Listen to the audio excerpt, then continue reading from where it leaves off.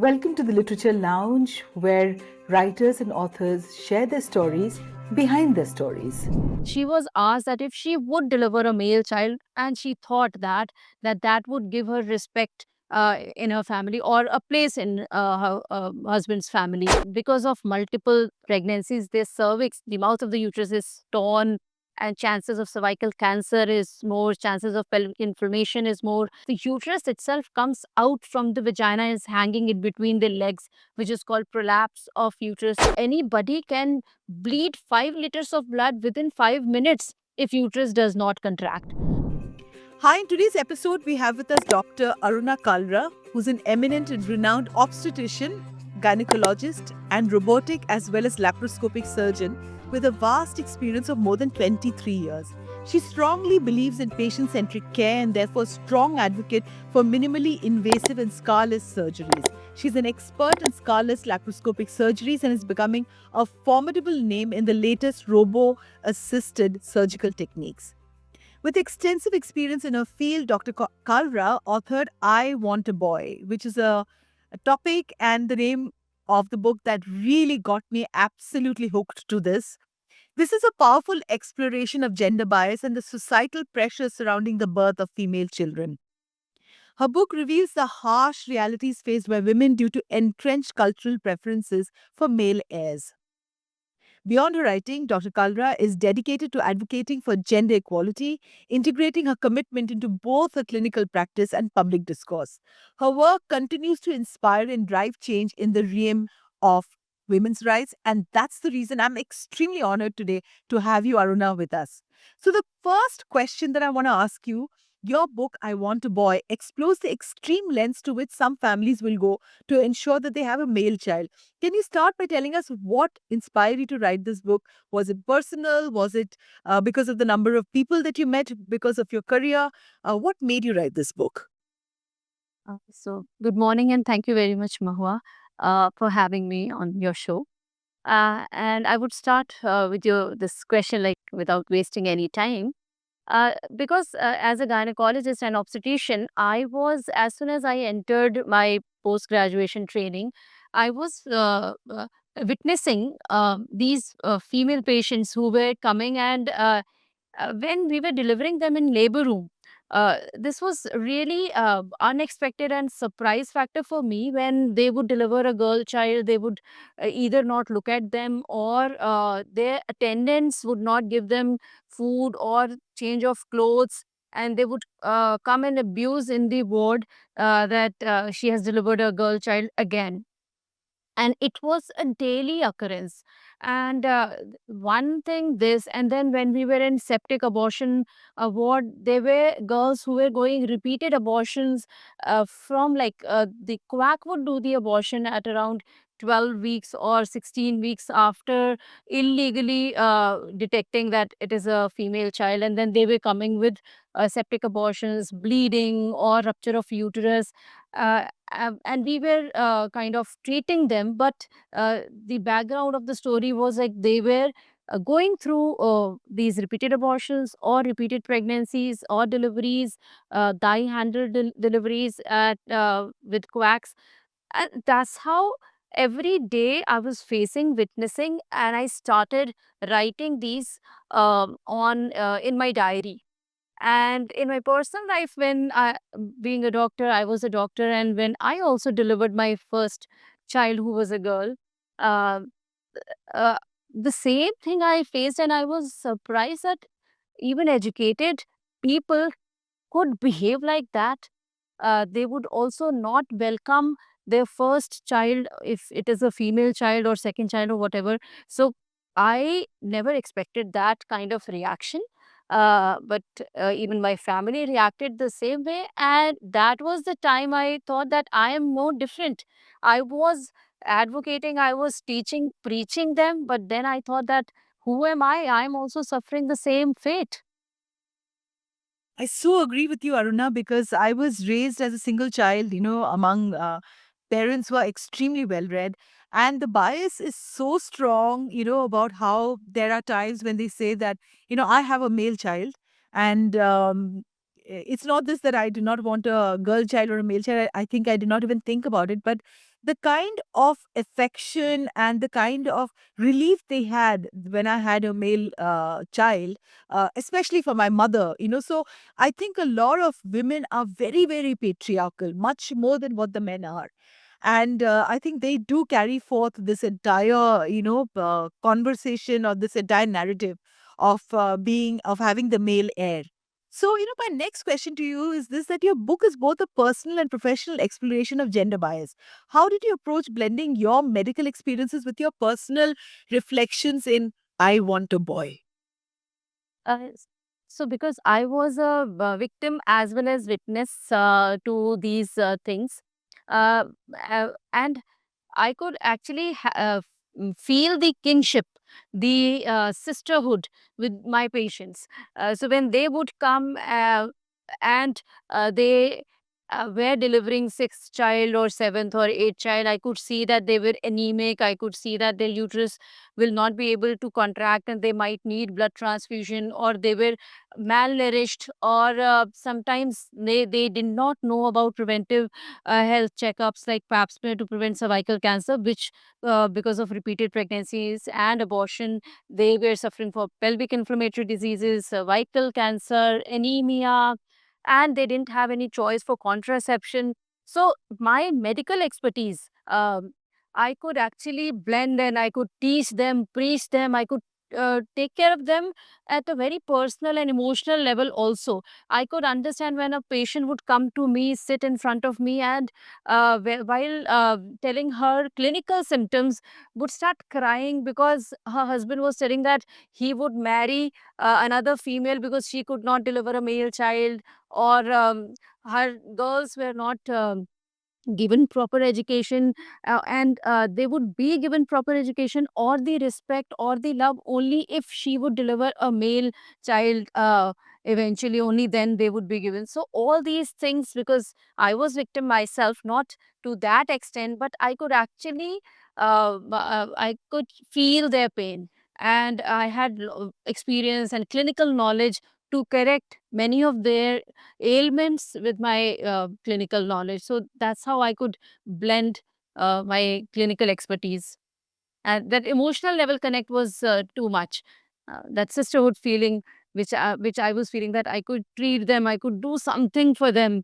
That was Kudos, Dr. Aruna. And I think majority of women face this, whether they are cognitive about it or not. I don't know, but there is a very systematic harassment, a systematic approach of telling that you're not enough, and so you're not the only one. If I could call myself a victim, yes, so have I had tremendous gender biases that I've faced through my life. And it's only now that I think there's been so much of conversation. There is there is social media that is really at the availability of on your mobile phones, and one is learning a lot more about what is right and what is wrong. So kudos again to you, Dr. Aruna. Now, you know what? You've gone through a lot of harrowing stories, in your book. So can you tell me one, especially for our listeners, which is the one that stands out the most to you, and why does it touch you the most? okay. So there's a story, Arifa's story. So this nursing girl who was in government hospital. So we had the shift duties, and she's a very calm person, very mature. She was in her early 20s only, and she had she has two daughters, like had two daughters, and she would be actually gliding from bed to bed, tending patients, and with like dutifully she would do her duty, and she was happy, but very minimal words, introvert, very few words. And I found her really mature for her age. I was also in my early 30s at that point of time. So when after 6 months posting, I met her. No, I went to her ward. I thought that I would meet her and we had good connect, but I could not find her. And the nurse, her colleague, told me that she is no more, and it choked my heart. I was like, how could it happen? Like just few months back, 6 months back, I saw her, And this nurse, her friend, told the whole story, that how she was a nursing student here, how this fellow who was of different religion was after her beauty. I always thought she was a Persian beauty, but she was a Sikh only child of her parents. And because this fellow anyway she got married to this fellow who was uneducated, not employed, had a very big family in near Jama Masjid. And he like after marrying her, like, she delivered two daughters, and she was not respected because one, she was out of religion, another, she was delivering girl child one after another. She was asked that if she would deliver a male child, and she thought that would give her respect in her family, or a place in her husband's family. And her husband was, anyway, after so few romantic years, he was also the same. So she was earning, she had a house, also flat. She was getting her possession in few months. But at the same time, she did not tell me that she was pregnant again, third time, when in her notes, and she had delivered second child in the hospital, where her uterus was torn, her placenta was low lying, which is called placenta previa. It was sutured very like with difficulty, and the head of the department had told her not to conceive again. She was asked that sterilization to be done, but she refused. Her husband did not sign, and she also refused other for whatever consequences she thought. And see, she is a nurse. She knew everything. She has seen death on table happening because of rupture of uterus, because of excessive blood loss. But still, she went through that. She loved her both the girls. Her both the girls were in English medium school. She was so proud of that, and she knew that once she is gone from this world, her girls would not be taken care of. But still, she went for third pregnancy, third delivery, and this time, because she knew that here in this hospital somebody would question, or her in-laws said that no, she should not come here. She was delivered in a nursing home where there was no blood bank facilities. Her And over and above, after two cesareans, she was asked to deliver normally vaginally. That's like uh, because of all these things, she actually died on table in in that nursing home. There was no blood bank.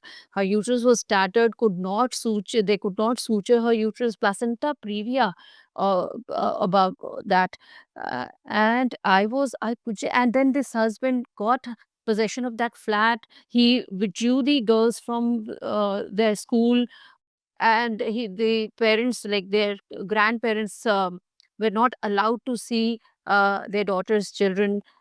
Now he has two daughters, a son, a house, and a pension coming from that girl, Arifa. And I was actually, it was really bad. I could not stop my tears. I could not stand there for any minute. I knew Arifa. Still today, I feel that she's around, and I want to scold her, slap her badly. Why did she do this to her life as well as her kids' life?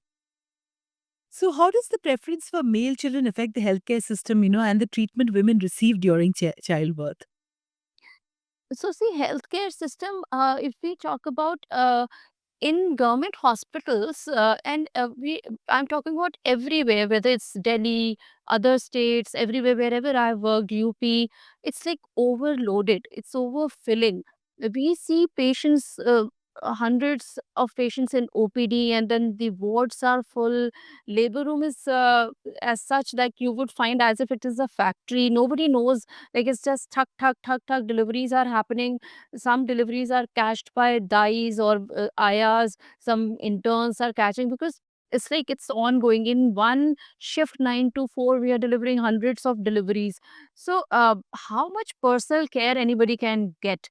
They are just coming and delivering. As if I, in government hospital, I used to ask them, do you start from first pregnancy, or it always starts from third or fourth? Because that's how the condition is. uh, we should be like, in government hospital, there should be a systematic uh, manner, which it's not possible with such a load.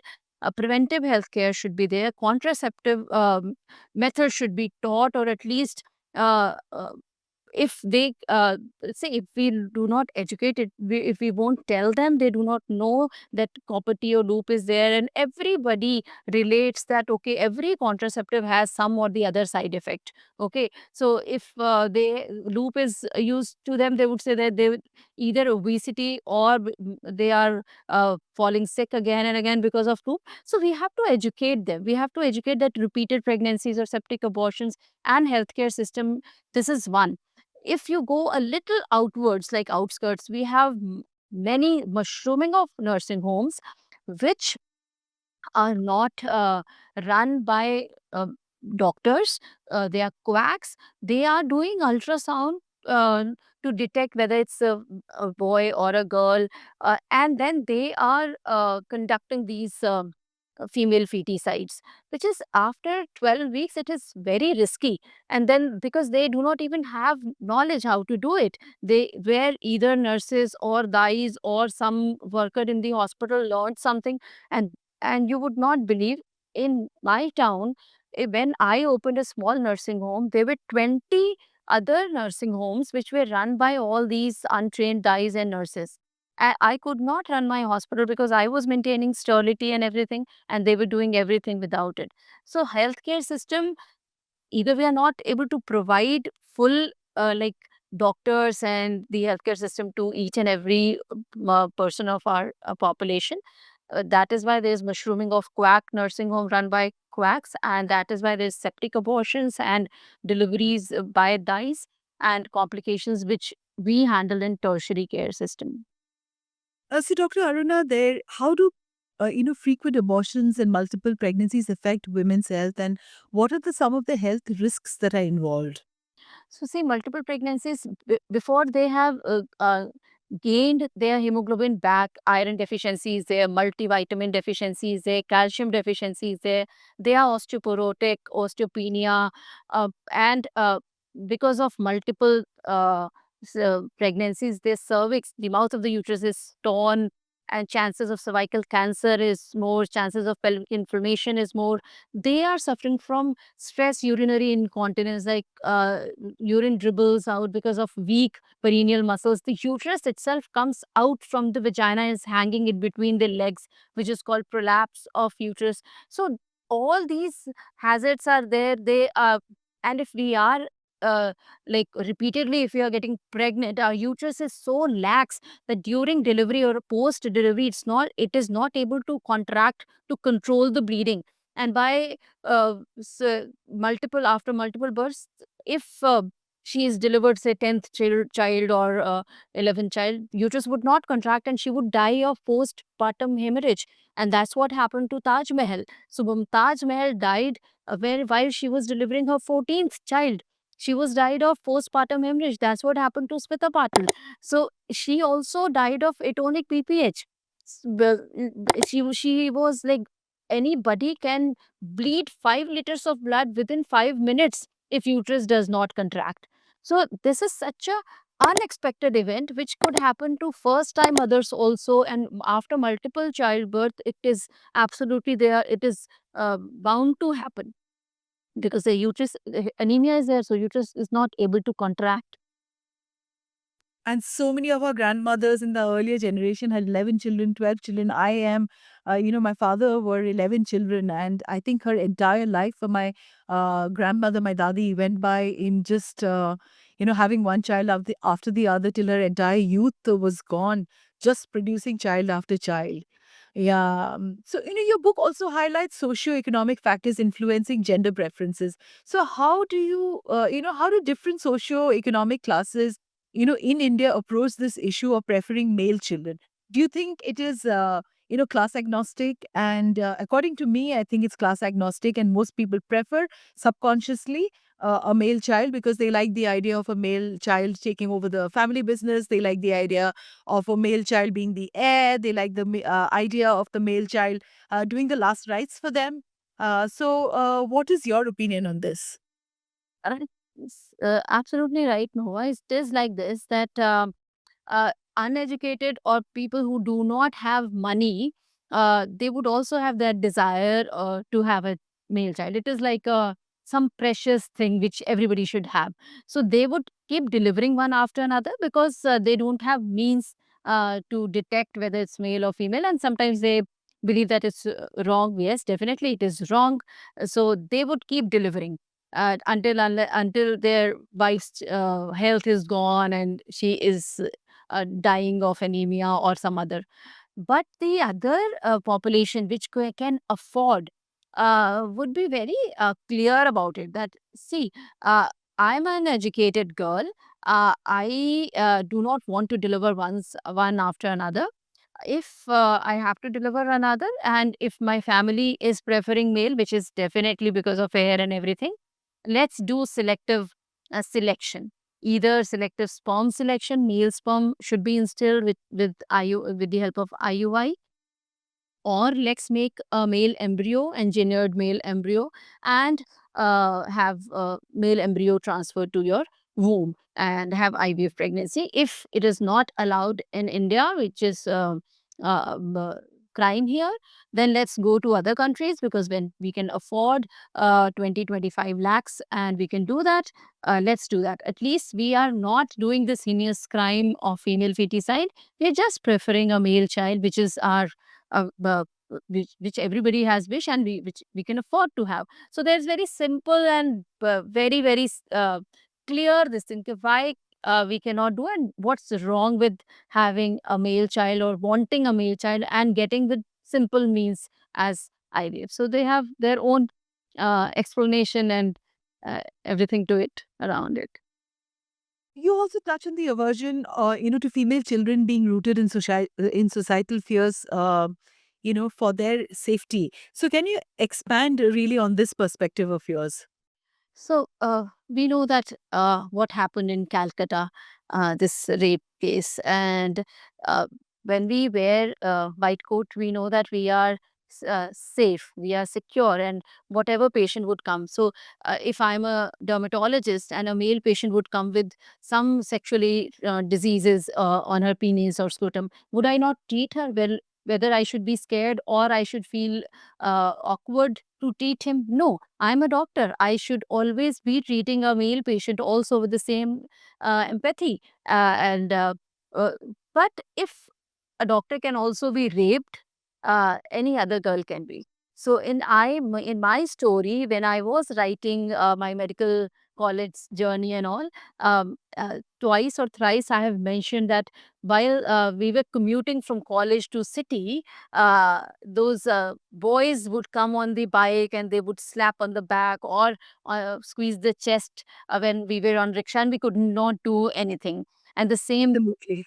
And when I went to this professor, I was just 17. I had that scabies, and professor told me to come to his house clinic.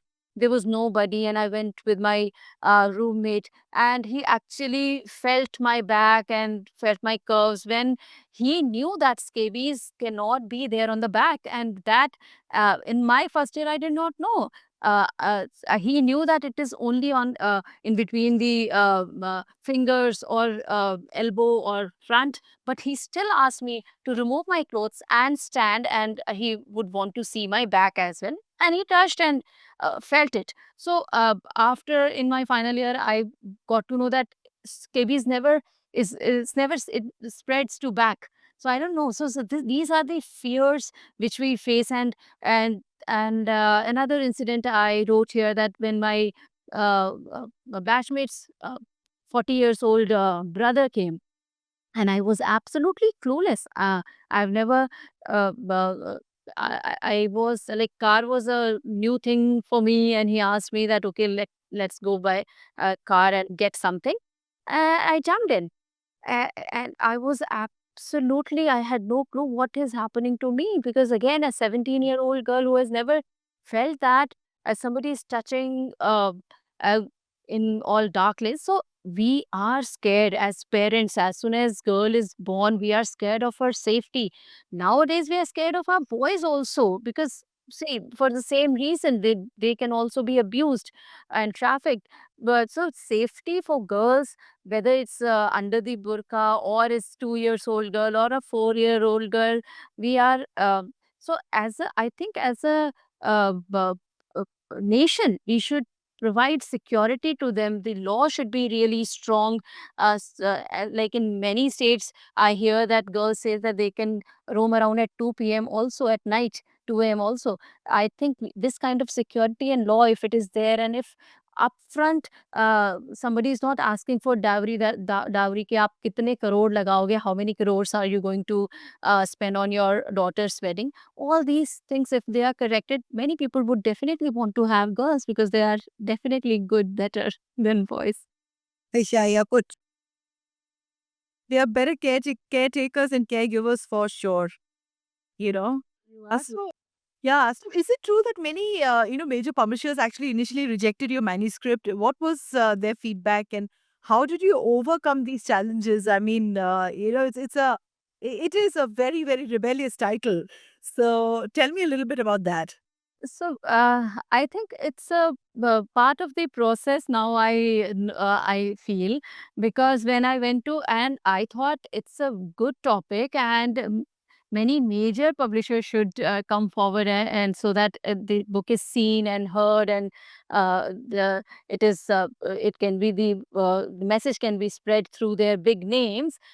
But the answers were, this is not our bandwidth, and this is not scalable, and the stories are very sad, and these are not saleable, or we don't have audience for these kind of stories. So it was heartbreaking. And then I would go back and say, okay, Harry Potter's author also had so many rejection, and I was always thinking someday there would be. I wanted a traditional publisher only. I didn't want to self-publish it. I thought, because see, I was not publishing it for the sake of publishing. These stories I started writing in 2000, and it's 2024 now. I thought when I'll compile and publish, by that time this would be a gone thing. That female feticide or preference for female. I thought people would say that, okay, once upon a time it used to happen. Now it's not the same story. But after 24 years, also story is the same. Newspapers are full of rape cases or female feticide or everything. So I thought if a traditional publisher would come, it would be able to give voice to it or spread the message more effectively.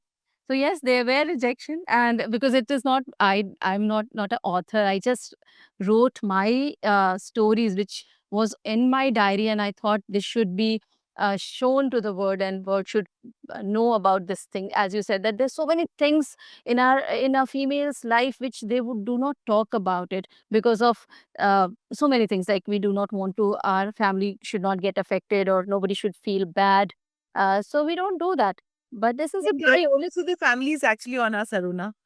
Men are just allowed to go scot free. Yeah. So how do you incorporate your commitment to women's rights in your work?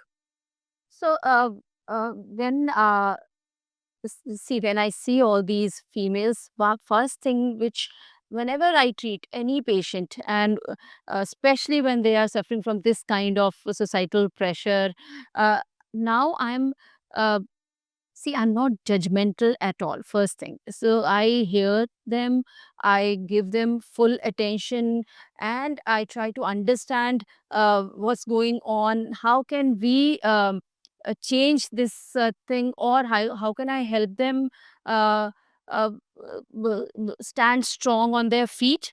One, uh, I talk to their families, I try to give them psychological support. Uh, and the clinical whatever expertise.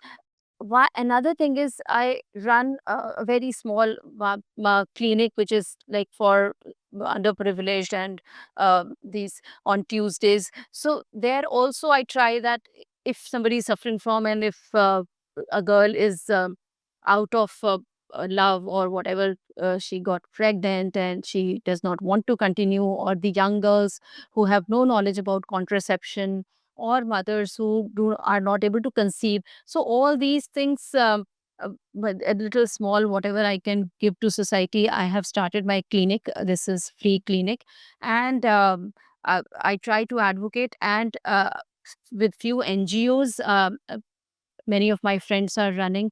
Uh, I direct them so that they can have good medical care.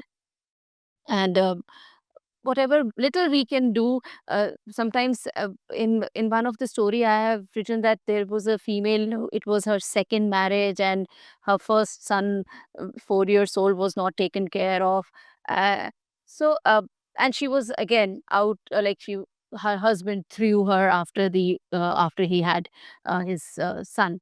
So I try to make these female more independent and introduce them to NGOs, so that they are so because I these patients would come to me. It's whatever little I can do, and from my pool of patients, I just try to help them. Wonderful, wonderful, Dr. Aruna. So, Aruna, what advice would you give to individuals, who want to take a stand against gender discrimination in their own communities?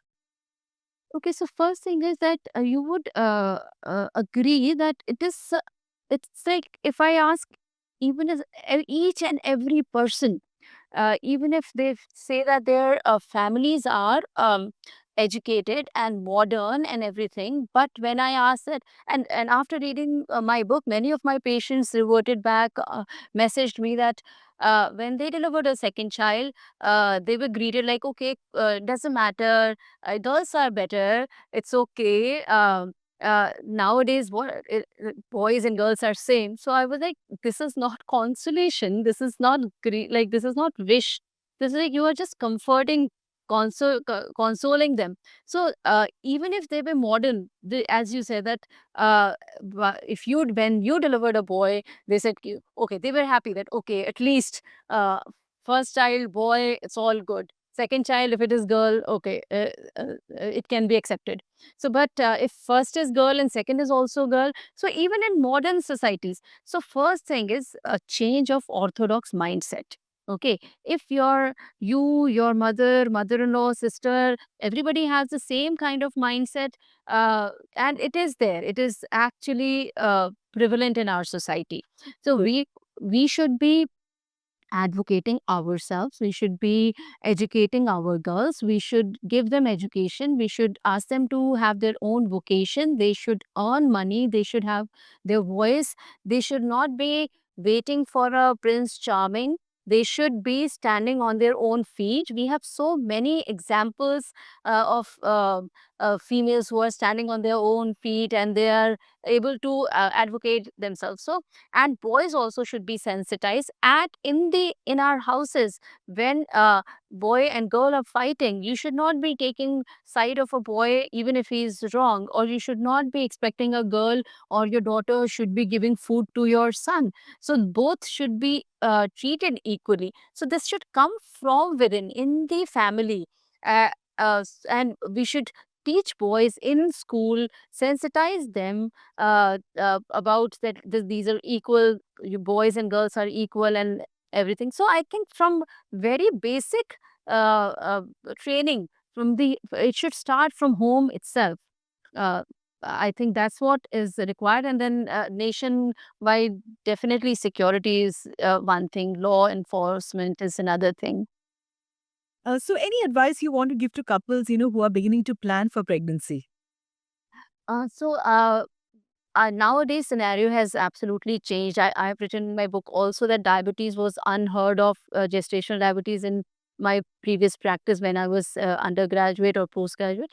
Now lifestyle disorders are these are the diseases which are affecting female fertility and complications during pregnancy. So I would tell them that if they are planning for conception, go for pre-conception counseling.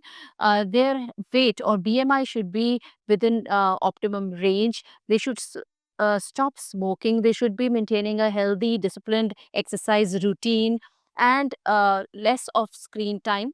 These are one thing. And in preconception counseling, we do few tests to check whether they have any comorbidities, like they are already prone for diabetes, they have PCOS, they have some kind of endometriosis or thalassemia.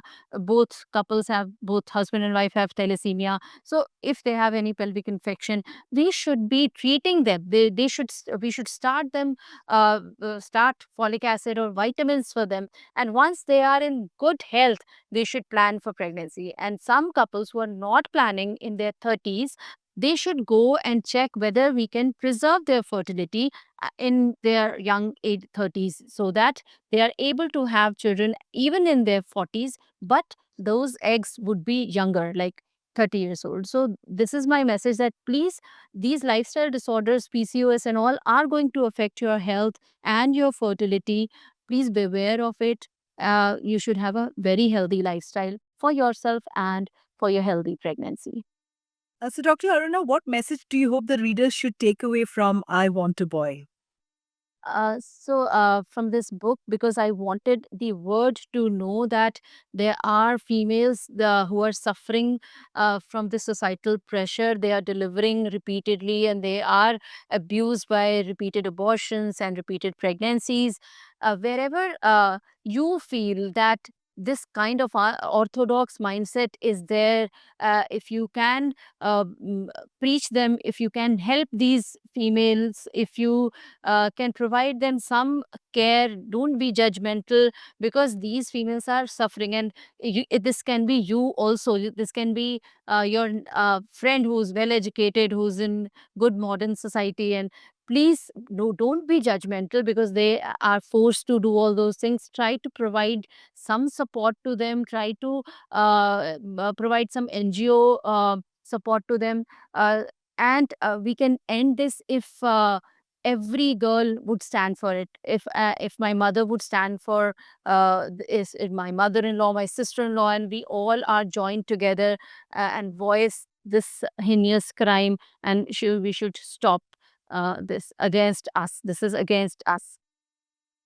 Thank you so much, Dr. Aruna, for being on today's episode. And we wish you all the best with the book, I Want a Boy. It is a book that is a must read for every listener who's listening to us right now.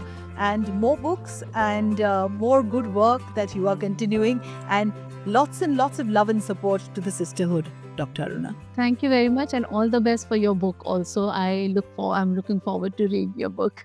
Yeah, I will send the copy to you in your home address, with my name and with an absolute a letter, maybe a note of gratitude and honor to have you on my show. Thank you very much. Thank you, Mahua. Thank you.